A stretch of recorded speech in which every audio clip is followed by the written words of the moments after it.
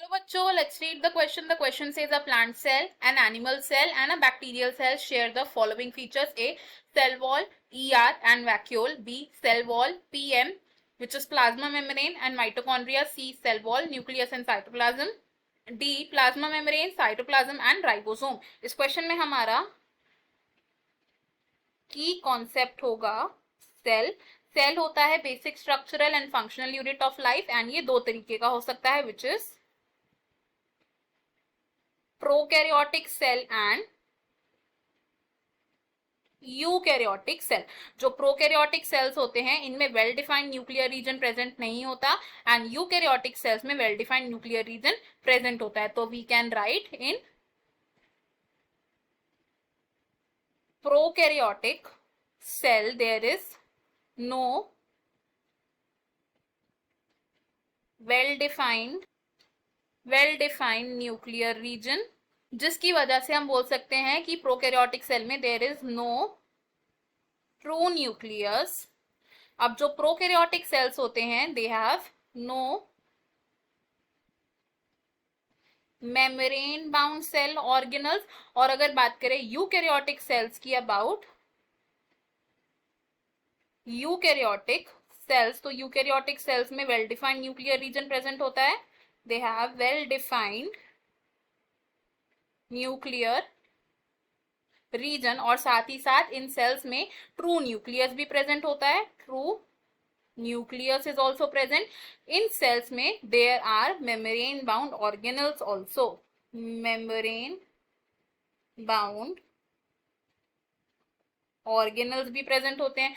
Examples की बात करें तो प्रोकैरियोटिक सेल्स का एक एग्जाम्पल हो सकता है बैक्टीरियल सेल और यूकैरियोटिक सेल्स के एग्जाम्पल हो सकते हैं प्लांट एंड एनिमल सेल्स. अब bacterial cell, plant cell and animal cells के बीच में क्या कॉमन है ये देखते हैं रिगार्डिंग सम क्राइटेरिया. तो बैक्टीरिया, प्लांट एंड एनिमल्स की अगर हम बात करें, first regarding the cell wall. तो बैक्टीरियल सेल में सेल वॉल प्रेजेंट होती है which is made up of peptidoglycan. Plant cell में सेल्यूलोजिक सेल वॉल प्रेजेंट होती है एंड एनिमल सेल में सेल वॉल एब्सेंट होती है. सेकेंड, अगर हम इन्हें कंपेयर करें on the basis of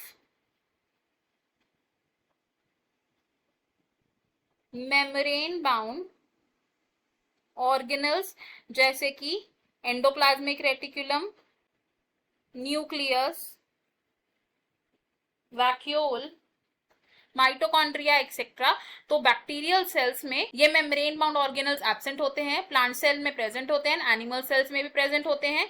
next इन्हें कंपेयर करते हैं regarding the presence of cytoplasm. तो बैक्टीरियल सेल, प्लांट सेल और एनिमल सेल्स तीनों ही सेल्स में साइटोप्लाज्म प्रेजेंट होता है. नेक्स्ट अगर बात करें प्लाज्मा मेम्ब्रेन की अबाउट प्लाज्मा मेम्ब्रेन, तो बैक्टीरियल सेल, एनिमल सेल और प्लांट सेल्स तीनों में ही प्लाज्मा मेम्ब्रेन भी प्रेजेंट होती है which is also called the cell membrane. और अगर हम बात करें एक राइबोसोम की which is non membrane bound organelle, तो राइबोसोम प्रेजेंट होता है in bacterial cell, plant cell and eukaryotic cell.